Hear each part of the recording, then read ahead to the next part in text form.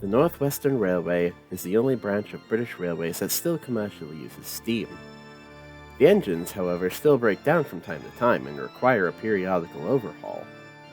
Despite this, due to the scarcity and shutdown of manufacturers, parts for these engines are hard to come by, and I'm sorry to say that what can be obtained is often second-hand from those lost to the smelter's torch.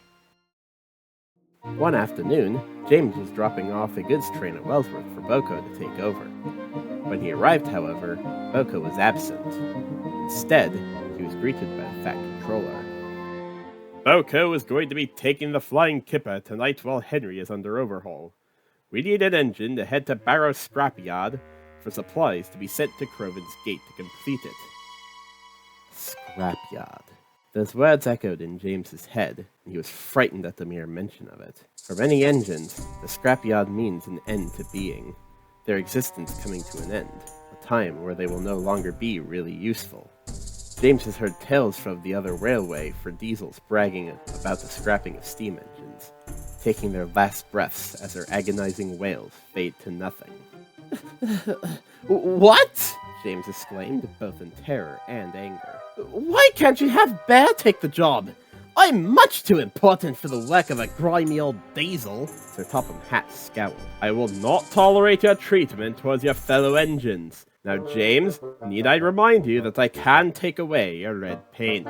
James gulped, remembering the threat he had faced after his bootlace incident.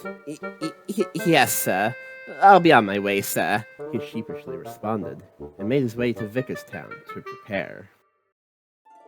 Now James, much like the other engines who have handled the express service, has been to Barrow before, as it's the last stop in the mainline service for the Northwestern, but the furthest he had ever gone was the turntables for the return journey. He never ventured off beyond them, and knowing his destination made him worry immensely. When he reached the scrapyard, he was eerily quiet. Not a sound was made beyond the giant ironworks building looming over. To the left was a mess of trucks containing all sorts of engine parts no longer to be used. To the right was a line of locomotives awaiting their final breakdown to the point where they'll be unrecognizable from what they once were. James didn't dare make a loud noise of his own.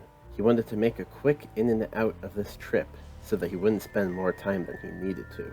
When he found the trucks, he crawled up to them as silently as he could.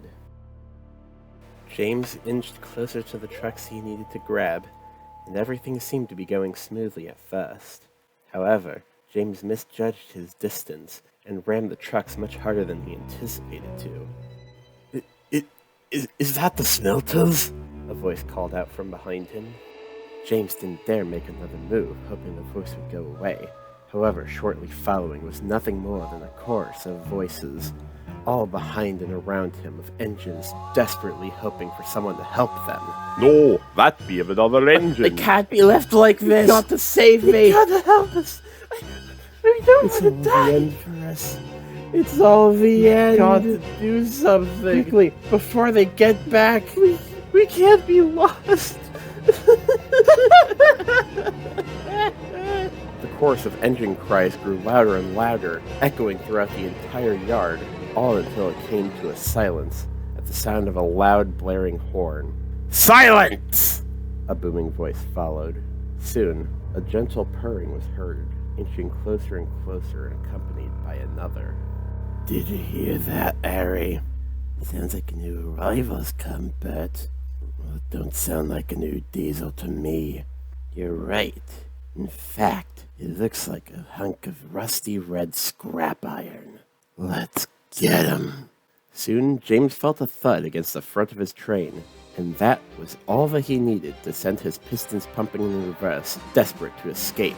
Their lights flashed on as their motors began to violently whir. Hey, get back here! One of the diesels shouted as both raced after him. James whistled out of fright as he sped past the line of broken engines. He could hear the squeaking of metal, but didn't know that the sound came from the gates to the yard beginning to close in an attempt to trap him. With a shrieking crack, he burst through the iron door, damaging his buffers greatly, but he didn't care. He was far more focused on rushing back home to safety. The Fat Controller was waiting for James to give further instructions to him when he suddenly heard a whistle. Approaching the platform to Vickerstown Station was James, and with a shrill wail of his brakes, he came to a stop. Sir, they're after me! The diesels are trying to... Sir Topham Hatt cut him off. That's enough, James. I know that there's been some mishaps involving diesels, but this has gone too far. But sir... I will discuss this with you tomorrow. I don't want to hear about it now. He went off to head home. Donald came to pick up the delivery, as James sulked in the station, alone.